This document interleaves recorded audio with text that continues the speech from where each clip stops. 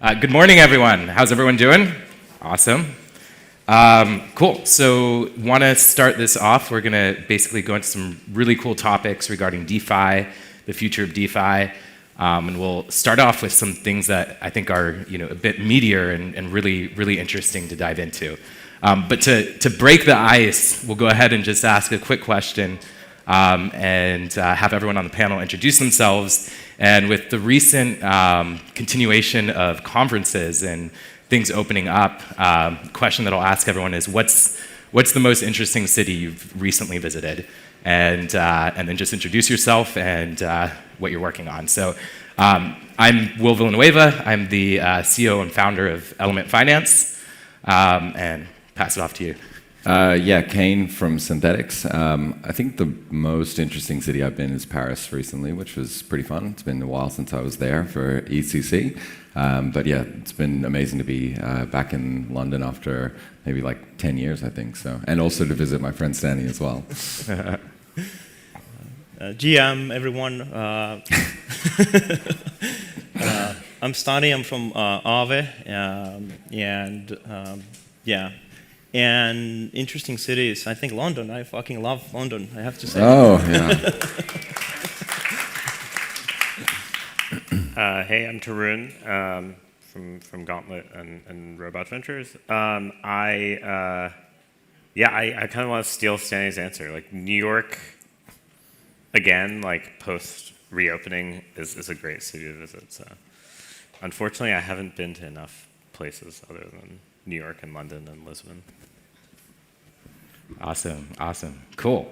So for the first question, to start some good conversation, so there's been a lot of attention lately on the NFT market, and DeFi has not been as strongly in the spotlight as it was prior through DeFi Summer and other periods.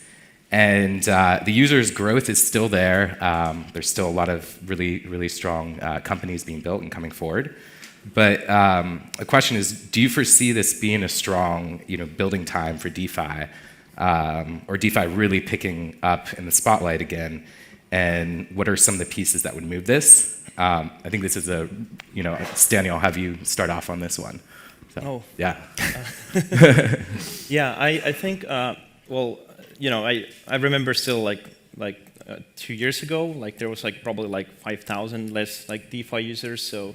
And even now you look at the whole kind of space on, for example, the wallets that are interacting with decentralized finance today. In Ethereum, for example, there's over 3 million wallets. So there is kind of adoption, and it isn't going away anywhere. And I think what's cool is that, NFTs and the whole creator economy was somehow is getting, more and more traction, because also it's very easy to explain. Like the things that we're building at Aave, all this kind of liquidity pools and what's for example Synthetix is doing, it's not super easy to explain. I mean, essentially it's getting yield on your assets, but it's end of the day it's finance, right? So if you get yield on your funds and you can do some interesting things, that's fine. But life is kind of more about than finance. So especially when the NFT space has been doing well, is that you get a lot of creators into this space and more adoption. People understand somehow better, buying JPEGs and trading them at a higher price, and buying more JPEGs and trading. But all what NFTs also are doing is they're onboarding a lot of new users at the same time. And a lot of these new users are looking into DeFi as well. And the same way as developers are building NFT projects, they also get curious about decentralized finance. And there's still a lot of work. Web3 is an economy, a big ecosystem. And I think there's going to be dozens of new things happening for the next, let's say, few years.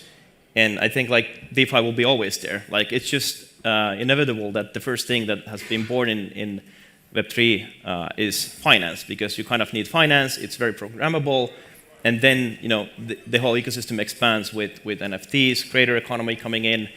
Next thing might be social media, it's kind of like Web3 style. Then maybe the next thing is that e-commerce comes to Web3, and it just expands. But the kind of like endpoint for all of this expansion is to get more users and more people to use whatever they want to do in decentralized fashion. And I think it's just anything that is happening is onboarding more people into DeFi. Awesome. I think there's also like a really interesting intersection, and I know you've been involved with this. Tarun, you've been involved with this. I know Kain, you have thoughts on this as well. But there's this whole like introduction of this space, which is basically fractionalized NFTs, and essentially that introduces like this merging of the two worlds. Fractionalized NFTs offers more borrowing and lending market opportunities. So just curious to hear about that, and maybe Tarun or Kain or Stani, you can sort of explain that, and would be curious to hear what you think as far as that being a major catalyst for sort of these two industries to be one and the same. Yeah, I guess one thing I would say is towards why NFTs are kind of efficient relative to traditional finance is, one way of thinking about DeFi is thinking of it as like replacing existing financial structures, but I tend to feel like it's easier to view it as like it's cheaper legal cost for the end user. It's like basically you've reduced the legal cost to zero for transactions that traditionally would have like a ton of securities lawyers or a ton of like content lawyers who are kind of like interacting with the users and owners, and like any transference requires like 500 lawyers, and now it's sort of a contract call. And I think fractionalization is, a way of securitizing IP that has, traditionally been quite fraught when you kind of try to take a piece of IP. You have to put it in a company, then you have to go sell shares in the company. There's a lot of like extra steps in the real world of going from like a single asset to sort of common ownership by multiple people. And I think fractionalization is an attempt at doing that more efficiently. It's not sort of the only way of sort of getting liquidity on these assets. So, you buy a single asset, you may want to capture some of the liquid value that's held in it. But fractionalization is the simplest one. It's the one that's like easiest for people to understand. And I think one of the cool things about it is it will change the modality that people interact with wallets for NFTs, because right now the sort of wallet and user experience of an NFT is I have an asset, I own this IP or some sort of promissory rights to some IP, but there's not really an idea of like, hey, if I own 1/10 of a JPEG, what does that mean? Do I get an image that is special or different? And I think we're starting to see people explore that space a lot, and yeah, that's at a very high level, I guess. I view it as like just removing lawyers. Yeah. Than anything else. Yeah, it's super interesting. And what sort of like innovations, would you say that this introduces as far as application products that can be built on NFTs, fractionalized NFTs, and through borrowing lending markets as well? Curious.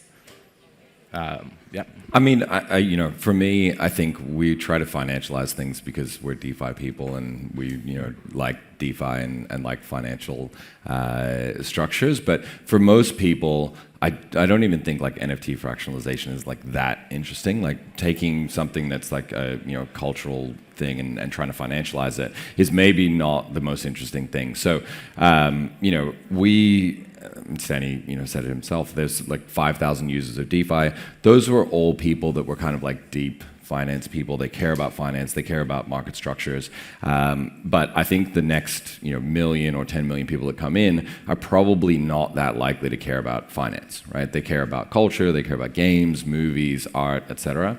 And so I think the kind of intersection of like NFTs and culture and DeFi is interesting, but it's not necessarily going to drive like a huge adoption. I think it really will be, gaming and things like that. That's going to be, the most impactful thing. Yeah, I think, and that's a really good lead-in too. So, like, we look at gaming, that sort of can be a real catalyst for the space and industry. And another intersection that I think is really interesting, and Kain, I know your brother is involved with this as well, but the play to earn space and GameFi. And curious, like, where do you see, this playing into DeFi and into the ecosystem? And could this be what, like, really bridges a lot of this, mainstream activity with the finance world that sort of drives things behind it? I mean, we've already seen it with Axie. I think it's still early. We haven't kind of seen how it's going to play out for all games, but there's definitely this very kind of interesting starting point that Axie has driven, and the number of people and the amount of kind of revenue and attention and activity that gaming gets versus other industries is absolutely huge. It obviously dwarfs what we have in DeFi now. So I think for us the kind of critical thing is to make sure that we nail scaling.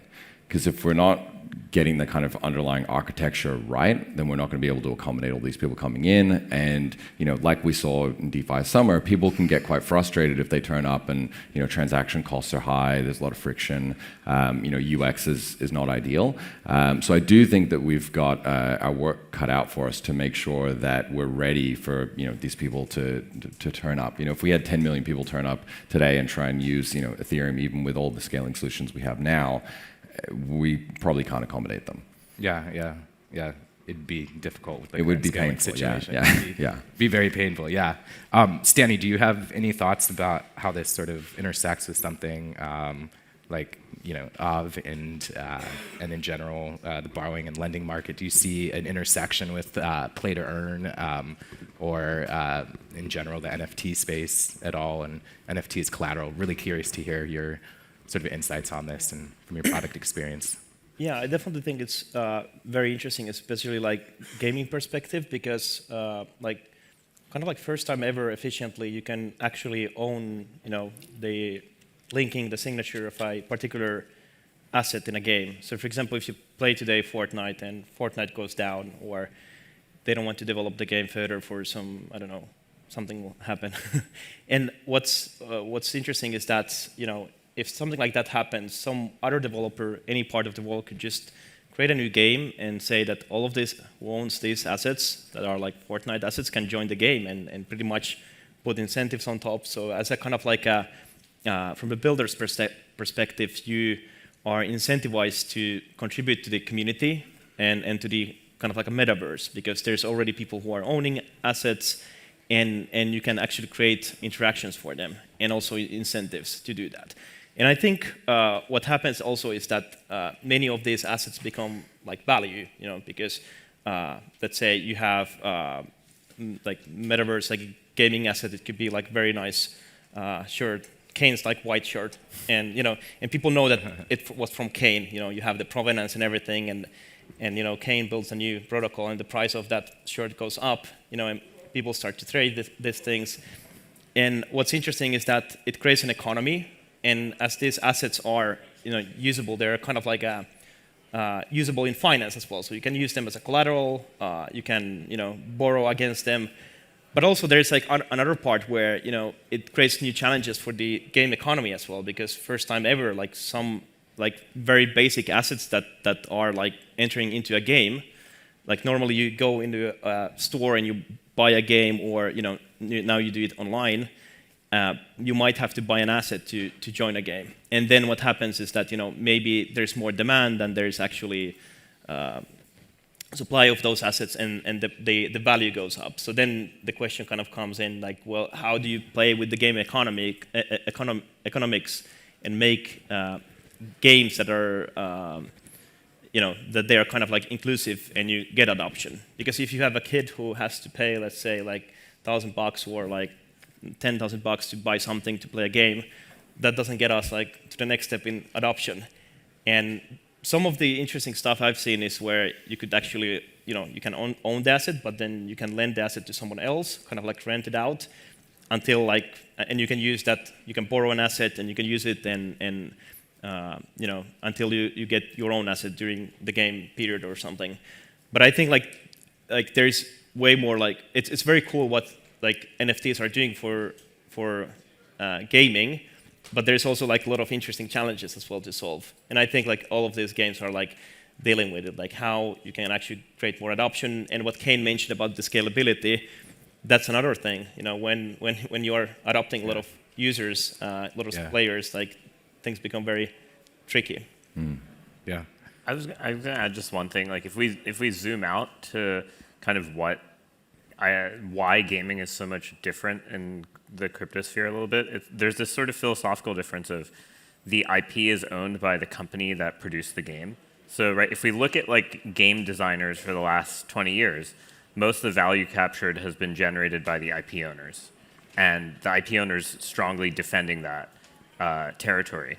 But in crypto games, you naturally have the players owning the IP.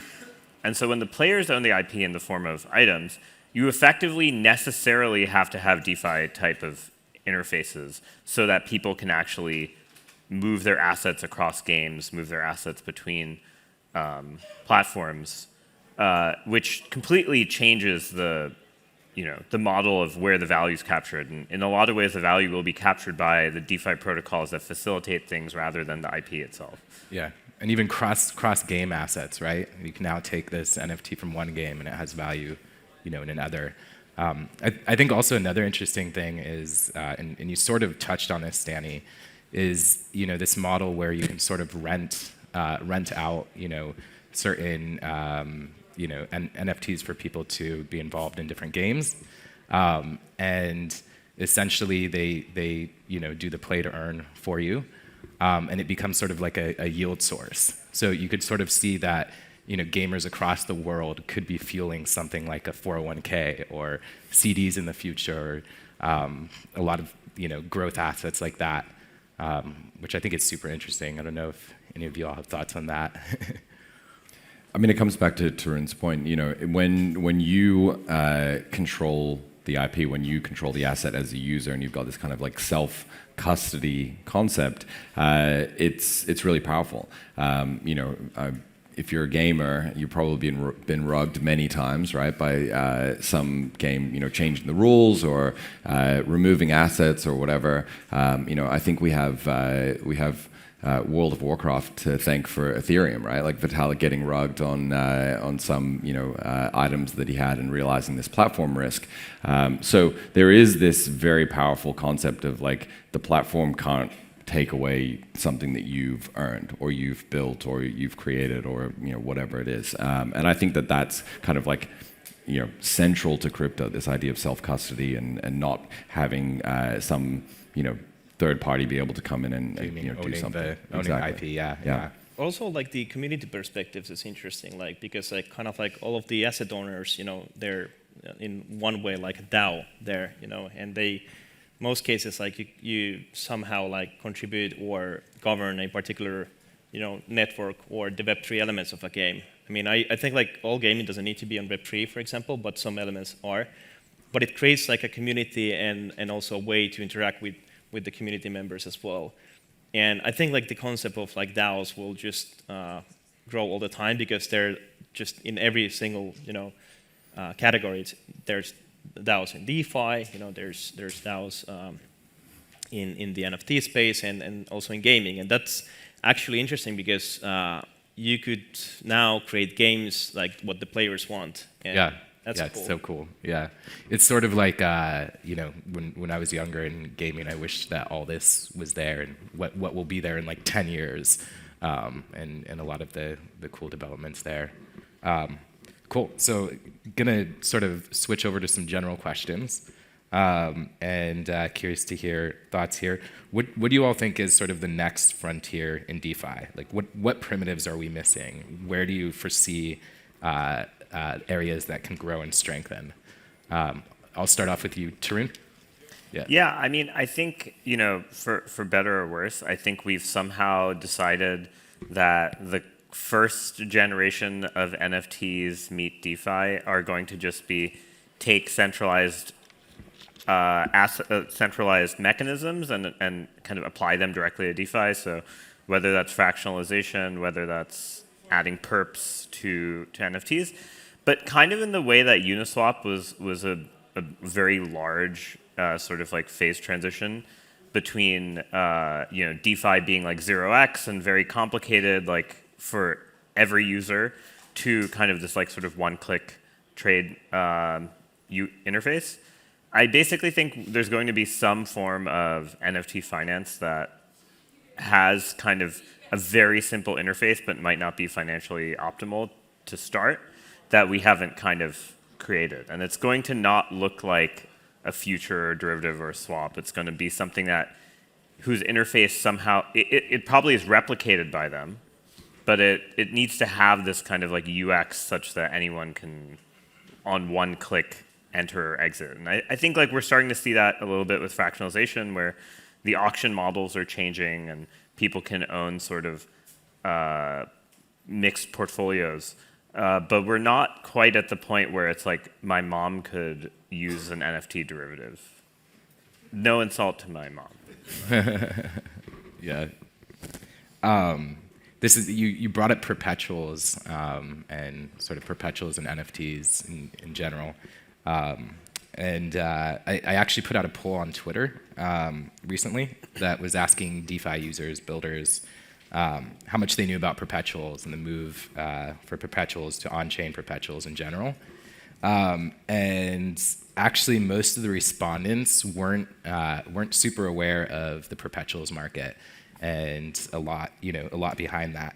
So, sort of as a lead-in, like Tarun would love to hear you sort of give an overview on that, and just talk about like why is this so important? Like we're seeing a lot of that depth now show up on DYDX, for example, from a lot of the centralized operators. And so we're seeing this big shift finally into the decentralized systems in DeFi, and this is actually really, really big to see.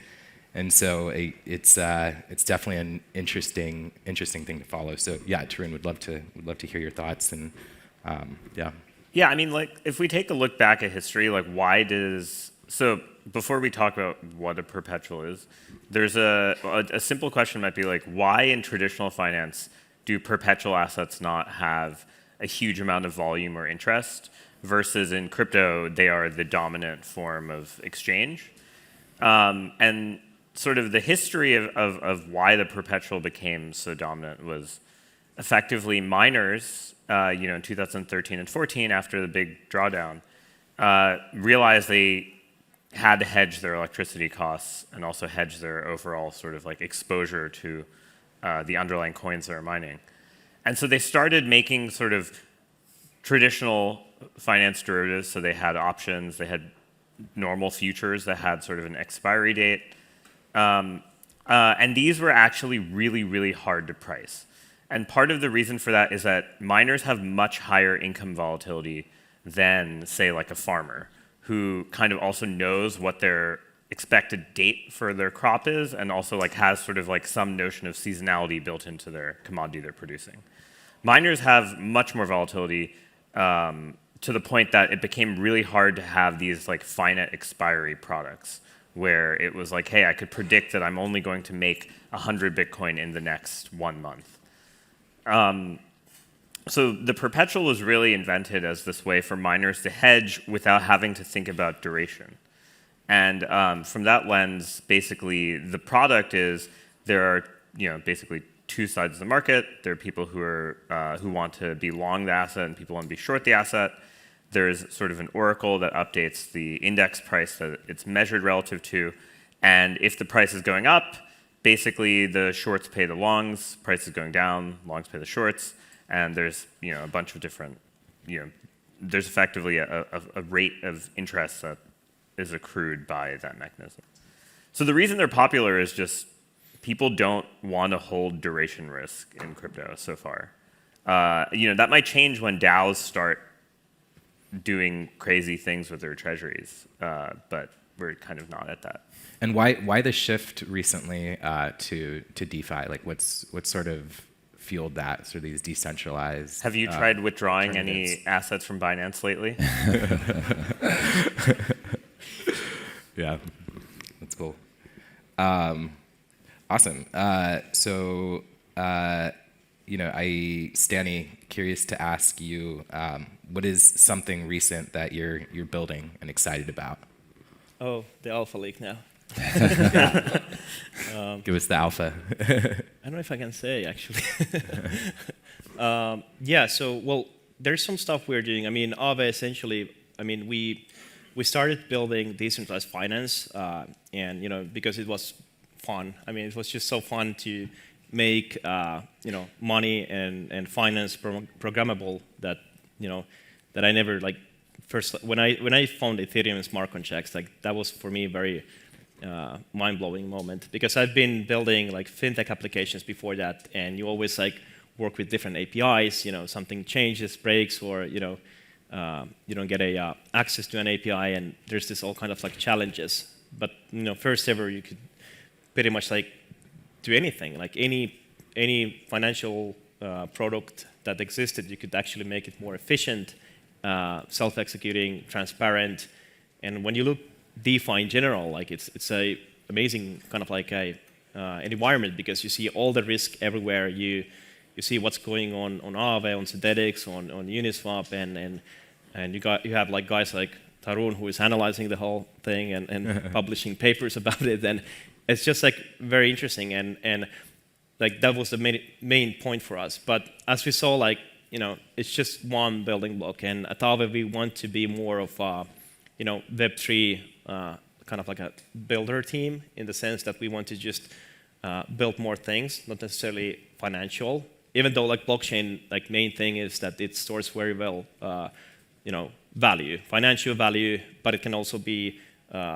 social capital. And there's a lot of social capital actually in governance tokens, but especially in NFTs. And in the future, like what we have seen is that what's kind of missing now is there's so many users coming into the space, but there isn't a way of actually kind of like connecting all people together and having a like Web3 native broadcasting way with your audience. And now we're pretty much like building a social graph, and that's like very interesting, because it's a way not only to broadcast your audience, but also make an audience kind of to become a DAO on what you publish as well. And essentially, because there's a lot of NFTs involved on those relationships, essentially at some point you can connect DeFi into it, and as you have like social graph, you have identity, you kind of already have identity on chain. And at some point probably, I don't know like how long it will be like this, that everything is kind of like transparent, everyone sees your like on-chain bank account all the time. But at some point, you have something like privacy as well, and people will be working on that. But I think that's where we're focusing quite a lot. We're experimenting a lot of, well, actually, we're researching a lot universal basic income. What we usually try to do is something like very, very impactful and empower a lot of people. And I think that's what Web3 is all about. You have a technology, and you have something that should be, permissionless, should be something that you can't stop, and you can build things that just empowers a lot of users, and that's what we're doing. Yeah.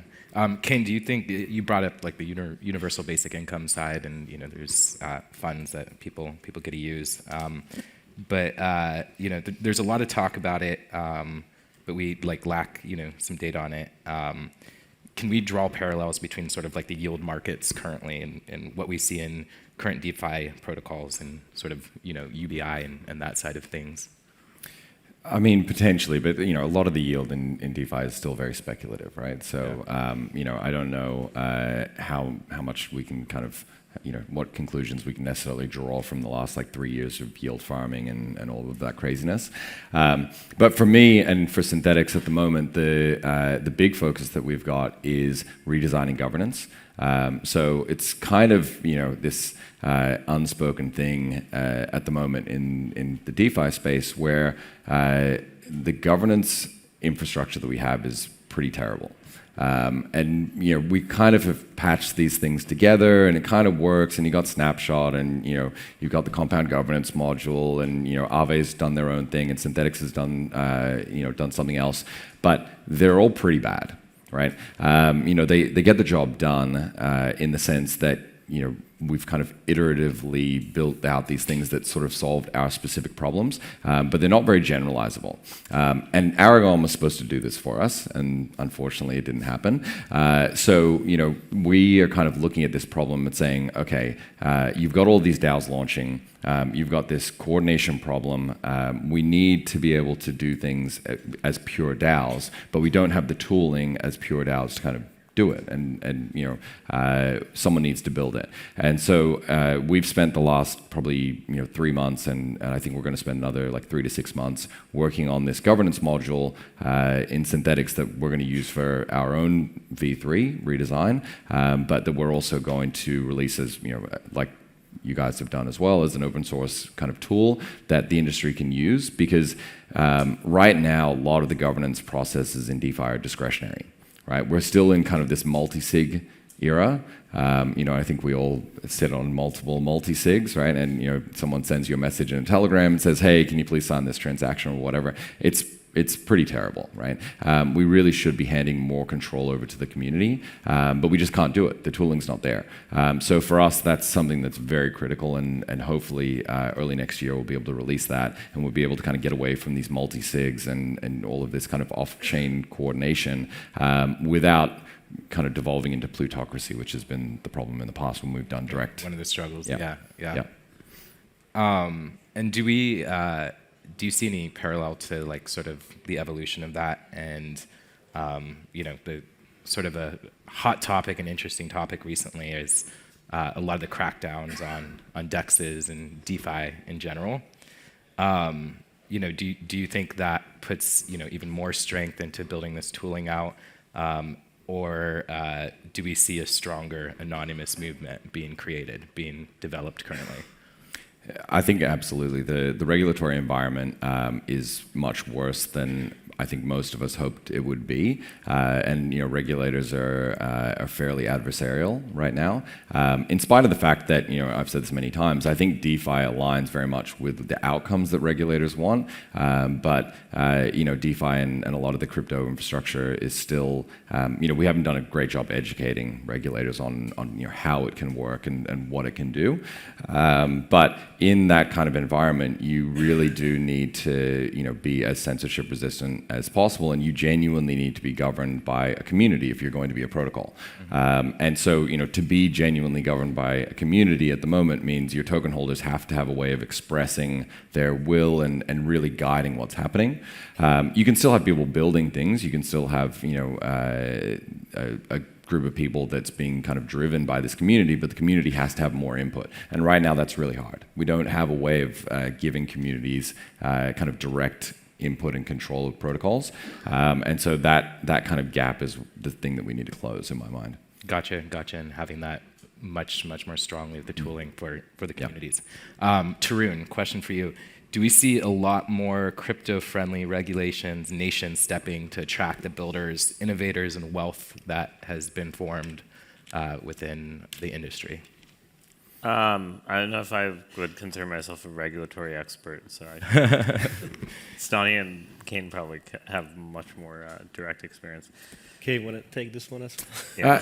Yeah. Sure, why not? I mean, I think, again, the kind of alignment between regulators and people building in DeFi should be strong, and it's not. And I think we can fix that to an extent, but there definitely needs to be a dialogue. And I think Uniswap and a number of other protocols have really kind of stepped up and said, okay, we're going to fund these lobbying efforts, specifically in the US, and really go out there and kind of take. We've sat back and just built things and said, we're doing good stuff. We're we're building all of this amazing infrastructure, and then all of a sudden people kind of like shine this spotlight on us, and we realized that again, the education element maybe with regulators had been kind of lagging, and I think that we've definitely realized that, and as an industry we've kind of gone and said, okay, let's like really step up and put some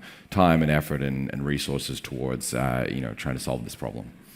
Yeah, I cannot say that. I mean, I don't know. My academic background is like I'm a lawyer, but I went to building products, and I always think about like regulation smart contracts kind of like in parallel, because for me, like smart contracts are kind of like the killer use case for RegTech.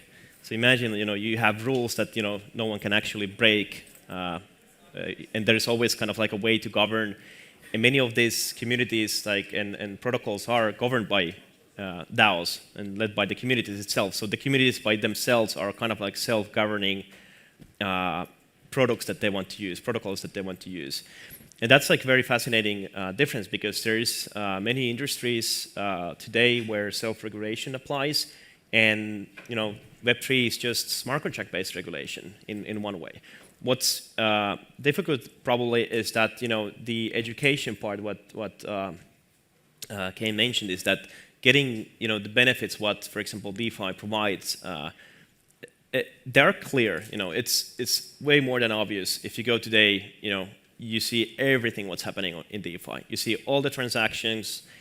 The whole ecosystem is auditable every single second by anyone. You can create amazing risk mitigation tools because you have this exposure. You didn't have this exposure in 2008, for example. You couldn't see who is exposed to what, because agreements are in papers.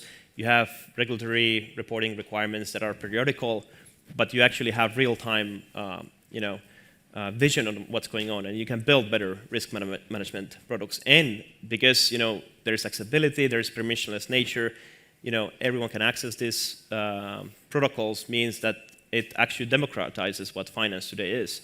The benefits are just amazing, but to kind of like get this understanding in scale, it requires just a lot of education. And we're doing that quite a lot as a community and the whole space in general, and that's why we're here and talking to you as well. I mean, we want to educate as well. And I mean, the other part is that if you don't, we can lose something that is very valuable and empowering, and I don't think that will be a cool result.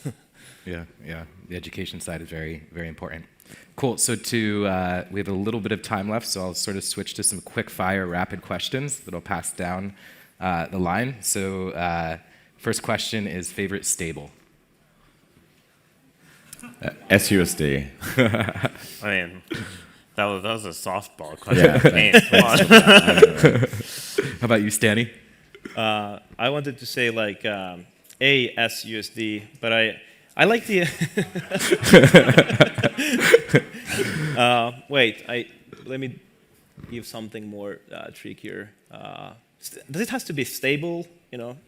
Favorite asset. How's that? Favorite asset. Whoa. That's a totally different question. He might change his answer. Yeah. Favorite asset. What it could be? I don't know. I have this NFT of there's like a frog picture. Like I like that quite a lot. Frog picture. You're nice. A toad. You're a toad maximalist. The toad. Yeah. If it's any asset, it's my wild white hair punk for sure. Oh. Yeah. How about you, Tarun? I guess favorite asset. I used to make a lot of generative art, so I own a bunch of generative art from some artists on Tezos, bizarrely, because all kind of old school generative artists only they fell for the proof of stake is environmentally friendly marketing and went to Tezos. But I think actually Hen, which is on Tezos, is actually a really amazing platform. I gotta say. But yeah, I just own a bunch of generative art pieces. Cool.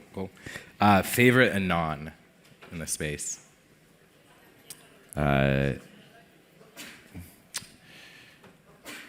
Tracheopteryx from Urine. Oh, cool. I kind of don't like them. You hate anons. Wow. Okay. Just kidding. I think I like probably 0x Tuba. Tuba. Yeah. Cool. London, going for the London. He doxed himself as being in London because of this conference. Maybe it's Stani. It might be Stani. How about yours, I would have said actually too, but I'll give my second favorite, which is probably Sisyphus. 0x Sisyphus. Nice. And finally, the final question, your L2 that you're most excited about platform. I mean, optimism, obviously. I'm an optimism maxi, so yeah. I like it. Any? Wait. Well, they kind of don't work any of those. Like, I'll pick one. Like, I will pick the one. I will support the one that will be like, let's say, will be online for 4 months. Yeah. I will pick that one. It's the 4-month continuity. Yeah. It has to be a ZK rollup, but I'm not really sure if I know which one will win. Which one will? Yeah. Yeah. In the long run, I feel like that's the future. There's no way around that. And time will tell. We'll see what sort of develops out of that. So, cool. We're at time. Thanks, everyone. And yeah.